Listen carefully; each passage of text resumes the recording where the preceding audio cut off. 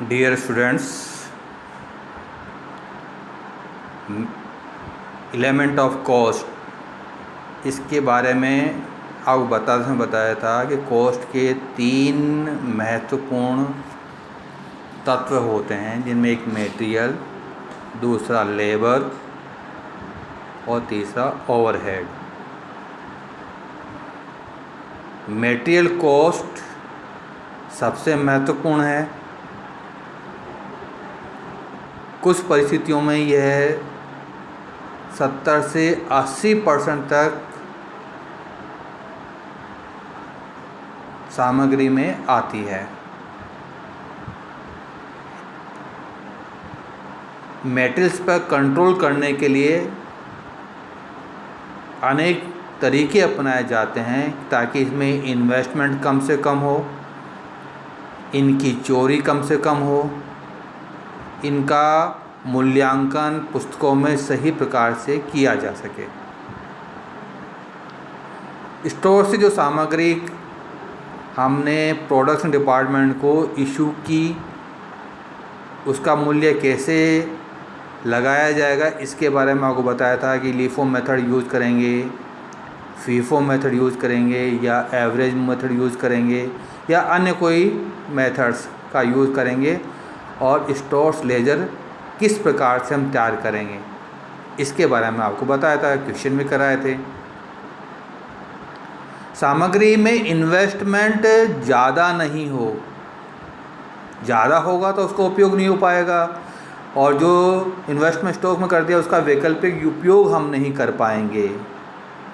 यदि इन्वेस्टमेंट कम हुआ तो उत्पादन बाधित हो सकता है सामान नहीं होने पर स्टोर में।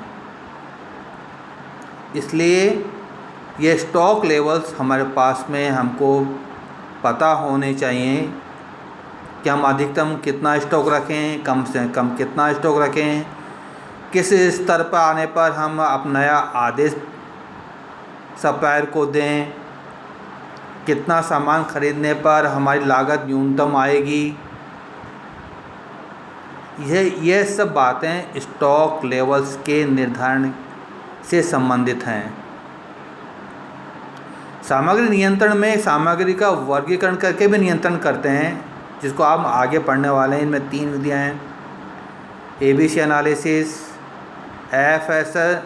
FSND एनालिसिस और वेड एनालिसिस।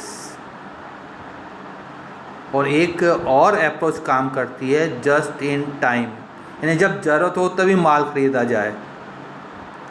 इन सभी के संदर्भ में हम लोग पढ़ेंगे। आज हम स्टॉक लेवल्स के बारे में पढ़ने वाले हैं कि स्टॉक लेवल्स कौन कौन से हैं, उनको निर्धारण करने के लिए हम कौन सा फॉर्मूला यूज़ लेंगे, और बाद में एक न्यूमेरिकल क्वेश्चन से ये स्टॉक लेवल कैसे निर्धारित होंगे ये भी बताऊंगा। यह शुरू में बताया कि हम स्टॉक लेवल से जब निर्धारण करते हैं तो हम एक स्टॉक लेवल होता है रीऑर्डर लेवल। रीऑर्डर लेवल का मतलब होता है कि स्टॉक का ऐसा स्तर कि स्टोर में उस स्तर पर सामान आ जाने पर हमें नया आदेश प्रसारित कर देना चाहिए। यदि हम आदेश प्रसारित नहीं करते हैं तो हो सकता है कि सामान समय पर नहीं मिलने के कारण से हमारा प्रोडक्शन रुक जाए या प्रोडक्शन में बाधा आ जाए। तो इस स्तर को निर्धारित करने में 2 बातें सबसे महत्वपूर्ण काम आती हैं कि हमारा आदेश जाने के बाद में कितने दिनों में हमको सामान मिलता है, और हमारी जो कंजम्पशन रेट है, रोज़ कितना माल कंजम्पशन होता है, उसके आधार पर ये निर्धारित होता है कि स्टॉक लेवल कैसा होगा। तो रीऑर्डर लेवल की गणना करने के लिए हम एक फॉर्मूला काम लेते हैं कि reorder level equal to maximum consumption rate, अधिकतम उपयोग दर, multiplied by maximum reorder period, अधिकतम पुनर्आदेश अवधि। मैक्सिमम कंजम्पशन रेट का मतलब है कि अधिकतम कितनी सामग्री का उपयोग हम लोग करते हैं। प्रतिदिन ज्ञात करने के लिए टोटल कंजम्पशन अधिकतम में हम डिवाइड कर देंगे नंबर ऑफ वर्किंग डेज से। ये पहला अनुभव या पिछला अनुभव हमको बताएगा कि हमको अधिकतम कितने दिन में माल सप्लाई मिल जाती है। सप्लाई करने पर ऑर्डर देंगे, उसके बाद में कितने दिनों में अधिकतम हमको माल मिल जाता है। इसके आधार पर स्टॉक लेवल, क्योंकि पहले बताए स्टॉक लेवल क्यों आवश्यक है, क्योंकि यदि समय पर माल नहीं मिला, समय पर हमने आदेश नहीं दिया तो उत्पादन रुक सकता है। हमने पहले से आदेश दे दिया तो इन्वेस्टमेंट ज़्यादा हो सकता है। इसलिए इस लेवल पर आने पर ही हमको नया आदेश देना चाहिए। दूसरा स्टॉक है minimum stock level. Minimum stock level का मतलब होता है कि हम कितना न्यूनतम अपने यहाँ पर स्टॉक रखें। इससे कम स्टॉक नहीं होना चाहिए हमारे पास में। इससे कम स्टॉक यदि हमारे पास में है तो उत्पादन कार्य बाधित होगा। कम से कम इतना स्टॉक हमेशा हर समय हमारे स्टॉक में होना ही चाहिए। इसकी गणना कैसे करेंगे? तो मिनिमम स्टॉक की गणना करने के लिए हमको नॉर्मल कंजम्पशन रेट क्या ये पता होनी चाहिए, नॉर्मल रीऑर्डर पीरियड कितना है ये पता नहीं होना चाहिए, और साथ में रीऑर्डर लेवल जो इससे पहले हमने पढ़ा है, यानी मैक्सिमम कंजम्पशन रेट और मैक्सिमम रीऑर्डर पीरियड। तो इसका फॉर्मूला हम लिख सकते हैं reorder level minus normal consumption rate, normal की जगह हम एवरेज का भी उपयोग कर सकते हैं, into normal reorder period. Normal consumption rate into normal reorder period. Normal ज्ञात करने के लिए एवरेज ज्ञात कर लेते हैं कि मिनिमम कितना, मैक्सिमम कितना, कितने समय में सामान्य रूप से हमारा उपभोग होता है, कितनी क्वांटिटी का होता है, कितने दिनों में सामान्य, यानी मैक्सिमम पीरियड और मिनिमम पीरियड, इन दोनों का औसत निकाले तो नॉर्मल रीऑर्डर पीरियड मिल जाएगा। मिनिमम स्टॉक लेवल ज्ञात करने समय एक बात और ध्यान रखिएगा, हम सेफ्टी स्टॉक यानी हमारा सुरक्षा का स्टॉक जो कभी भी किसी भी स्थिति में इससे कम नहीं होता, उसके आधार पर भी गणना कर सकते हैं। यानी जो हमारा सेफ्टी स्टॉक है यही हमारा मिनिमम स्टॉक होगा, इससे कम नहीं जाना चाहिए। इससे कम जाते हमको खतरा उत्पन्न हो जाएगा। ये सेफ्टी स्टॉक कैसे ज्ञात करते हैं? सेफ्टी स्टॉक ज्ञात करने के लिए सेफ्टी डेज को हम गुणा कर देते हैं यूजेज डेट से। उपभोग दर हमारी है, उससे मल्टीप्लाई कर दो, सेफ्टी स्टॉक आ जाएगा हमारा। तीसरा हमारा स्टॉक लेवल है maximum stock level. Maximum stock level का मतलब होता है कि स्टोर में अधिकतम कितनी सामग्री होनी चाहिए। इससे ज़्यादा यदि सामग्री हमने रखी है तो हमारा इन्वेस्टमेंट ओवर इन्वेस्टमेंट है स्टॉक में, जिसका लाभ संस्था को नहीं मिलेगा। अनावश्यक रूप से हमारी कैपिटल ब्लॉक हो गई है। इतना स्टॉक अधिकतम रख लेंगे तो उत्पादन कार्य बाधित नहीं होगा हमारा, लेकिन इससे ज़्यादा नहीं होना चाहिए। तो मैक्सिमम स्टॉक लेवल ज्ञात करने के लिए हम फॉर्मूला काम लेंगे reorder level plus reorder quantity, यानी कितनी सामग्री हमें आदेशित करनी है, इन दोनों के योग में घटा देंगे हम minimum consumption rate into minimum reorder period. यानी हमारा फॉर्मूला हो गया reorder level plus reorder quantity minus minimum consumption rate into minimum reorder period. हम सेफ्टी स्टॉक का प्रयोग करके भी इसकी गणना कर सकते हैं कि रीऑर्डर क्वांटिटी में सेफ्टी स्टॉक जोड़ दीजिएगा।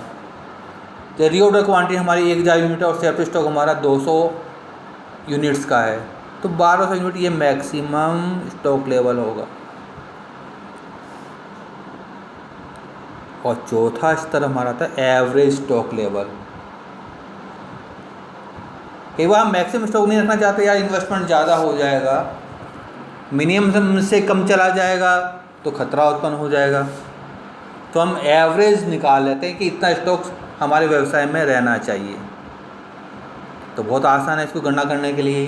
जो मिनिमम स्टॉक लेवल हमने ज्ञात किया है, जो मैक्सिमम स्टॉक लेवल ज्ञात किया है, इसको 2 से डिवाइड कर दो, यानी average stock level equal to minimum stock level plus maximum stock level divided by 2, ये हमारा एवरेज स्टॉक लेवल होगा।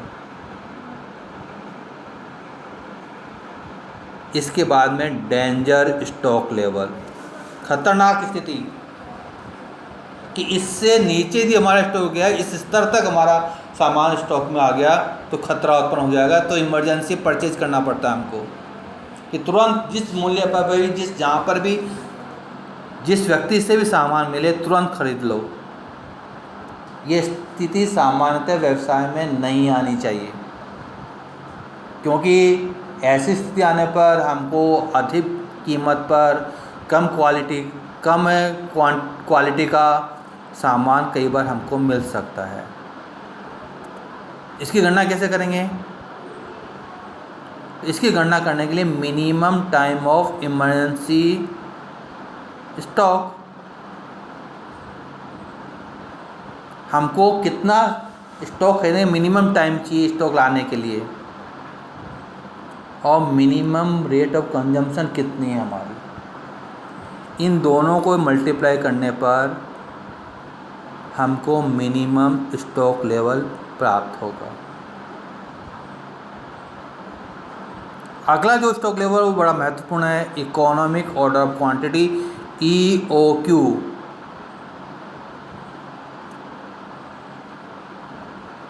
EOQ का मतलब होता है कि ऐसी सामग्री की मात्रा जिसको खरीदने पर लागत न्यूनतम आती है। इससे ज़्यादा खरीदेंगे तो भी लागत न्यूनतम नहीं होगी, इससे कम खरीदेंगे तो भी लागत न्यूनतम नहीं होगी। इसको ज्ञात करने के लिए हम फॉर्मूला काम लेते हैं 2RO/C का अंडर रूट। यहाँ पर R का मतलब है एनुअल रिक्वायरमेंट, O का मतलब होता है ऑर्डर कॉस्ट पर यूनिट,